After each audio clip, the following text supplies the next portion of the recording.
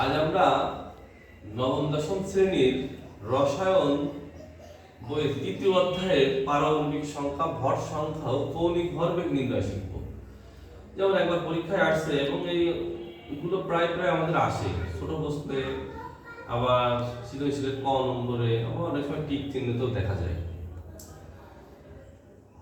Calcium 2 positive, পারমাণবিক সংখ্যা 20, ভর সংখ্যা 40। এই আয়নের মূল কণিকা সংখ্যা। আমরা জানি যে কোন আয়নের মূল কণিকা বলতে ইলেকট্রন, প্রোটন, নিউট্রনের সংখ্যা বোঝায়। তাহলে ইলেকট্রন, প্রোটন, নিউট্রনের সংখ্যা বের করতে গেলে একটা জাস্ট কোন যদি মৌল x হয়, সেই x এর এইটা হচ্ছে, জেডটা হচ্ছে পারমাণবিক সংখ্যা, এটা হচ্ছে ভর সংখ্যা, আর এর প্লাস মাইনাস হচ্ছে আয়ন, এটা হচ্ছে আয়ন। তাহলে এইখানে যদি এর সাথে এটা তুলনা করি আমরা, তোমার পারমাণবিক সংখ্যা z হচ্ছে 20, ভর সংখ্যা a হচ্ছে 40। তাহলে নিউট্রন সংখ্যা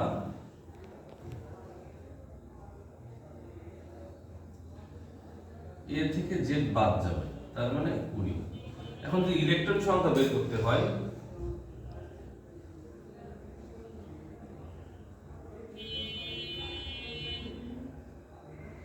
তাহলে এটার নিয়ম হচ্ছে z মাইনাস প্লাস মাইনাসের। z মানে এখানে হচ্ছে 20 আর n এর মান হচ্ছে +2,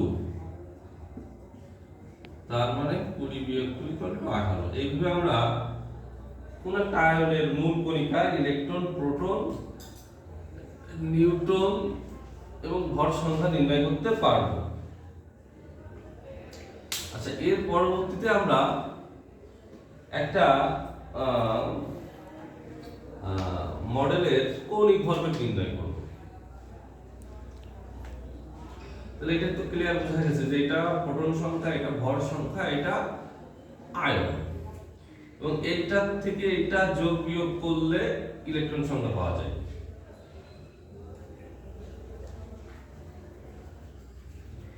এখন যদি আমরা একটা চিত্র অ্যাপ্লাই করি,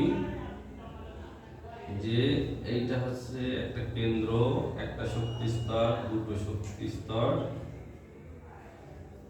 তিনটা শক্তি স্তর। এখানে যদি একটা ইলেকট্রন আসে এবং এখানে যদি আরেকটা ইলেকট্রন আসে, এখন এই মডেলটা যদি বি আকারে এবং পরীক্ষায় দেওয়া থাকে, বলে যে এই মডেলের সর্বশেষ শক্তি স্তরের ঘূর্ণায়মান ইলেকট্রনের, সর্বশেষ শক্তি স্তর, এই শক্তি স্তরের ঘূর্ণায়মান ইলেকট্রনের কৌণিক ভরবেগ নির্ণয় করো। তখন আমাদের যখন এই মডেলের কৌণিক ভরবেগ নির্ণয় করতে বলবে সর্বশেষ শক্তি স্তর, তাহলে এই শক্তি স্তর আছে কয়টা?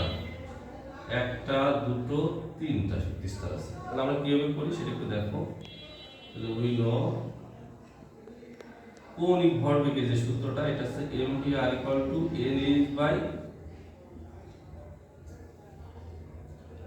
nh/2π।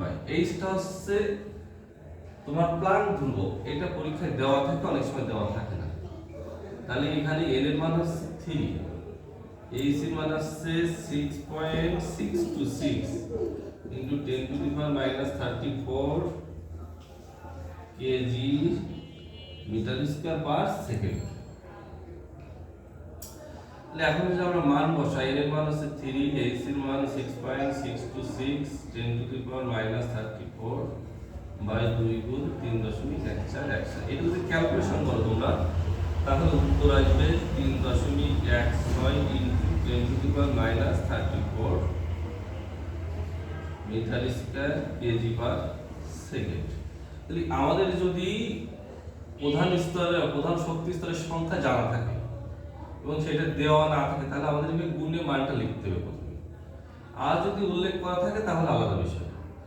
যদি প্লাঙ্ক ধ্রুবকের মান দেওয়া থাকে এখানে, তাহলে এটা বসাই দিতে হবে, না থাকে তাহলে এটা মনে রাখতে হবে আমাদের, যে 6.626 × 10⁻⁻34।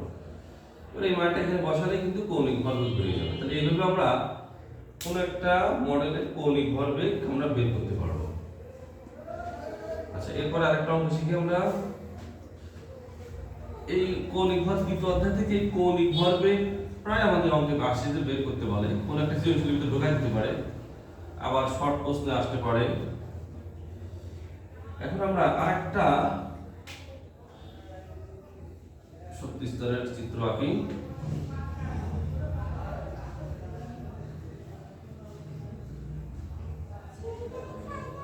এইটা এ, এটা হচ্ছে আর।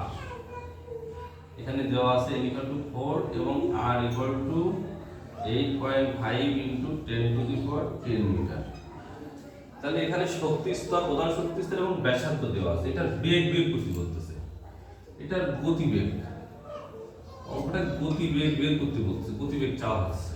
যে মডেলের এ মৌলটা এ ইলেকট্রনটির গতিবেগ নির্ণয় করো বা গতিবেগ নির্ণয় করো। তাহলে আমাদের এখন আমরা জানি mvr = nh/2π, এটা আমরা জানি সূত্র। এই সূত্র দিয়ে কিন্তু এই ধরনের সব অঙ্কই করা যাবে। তাহলে আমাদের যেহেতু v এর মান বের করতে হবে, তাহলে v টা রেখে nh/mr × 2π।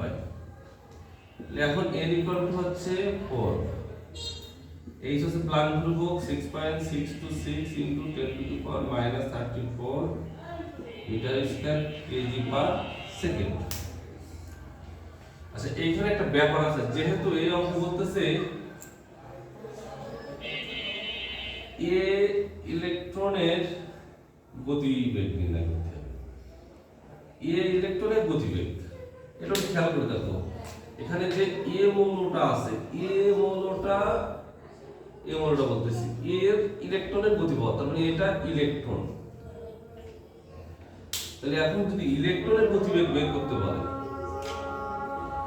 তাহলে এই যে ভরটা আছে, এই ভরটা কিন্তু ইলেকট্রনের ভর হবে। ইলেকট্রনের ভরটা তখন তোমার মনে রাখতে হবে।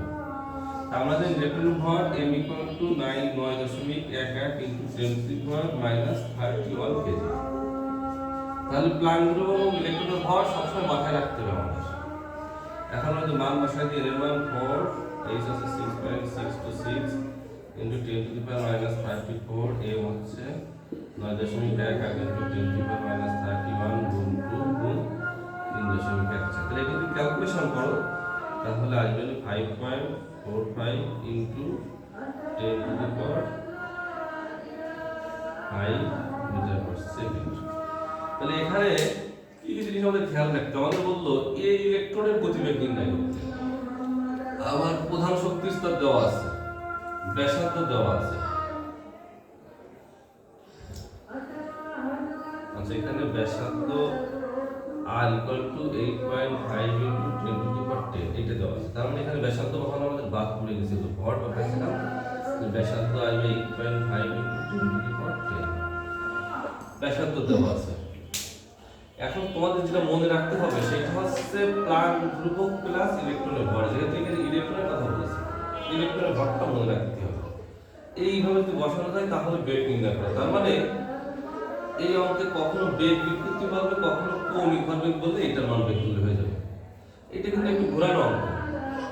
তাহলে তোমরা যদি সুন্দরভাবে এগুলো মনে রাখতে পারো, তাহলে এই কৌণিক ভর বেগ বা ইলেকট্রনের গতিবেগ যে নির্ণয় করার যে নিয়ম দুটো আমরা দেখালাম, এই যে তৃতীয় অধ্যায়ের যে কোনো অঙ্ক, এবং এর আগে আমরা যে পারমাণবিক সংখ্যা, ভর সংখ্যা বের করে দেখলাম বা ইলেকট্রন সংখ্যা, এই 3 নিয়মের অঙ্কই কিন্তু এটা থেকে ঘোরায় আসে। তাহলে তোমরা এগুলো ভালো করে প্র্যাকটিস করো, আশা করি তৃতীয় অধ্যায়ে আর কোনো সমস্যা থাকবে না তোমাদের। ধন্যবাদ।